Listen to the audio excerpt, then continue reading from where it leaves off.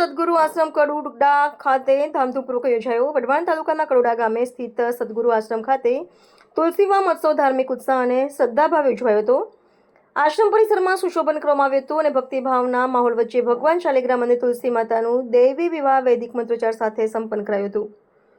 આ પ્રસંગે મુખ્ય યજમાન તરીકે શ્રી જગદીશભાઈ મકવાણા હાજર રહ્યા હતા. સાથે સાથે અનેક સંતો તથા આશ્રમના ભક્તગણો ઉપસ્થિત રહ્યા હતા. સંતોના આશીર્વચનથી કાર્યક્રમનું પાવન વાતાવરણ વધુ ભાવપૂર્ણ બન્યું હતું.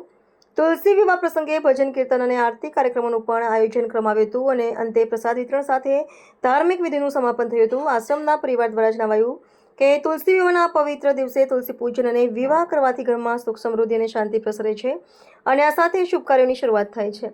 રિપોર્ટર અજયભાઈ કણઝરિયા, ધ્રાંગધ્રા. હાય, હું છું ક્રુઝિન સિંઘાનિયા. આપની આસપાસના સત્ય સમાચાર જાણવા માટે જોતા રહો દીવ મિરર ન્યૂઝ અને હા, લાઈક અને સબસ્ક્રાઇબ કરવાનું ભૂલતા નહીં. Thank you.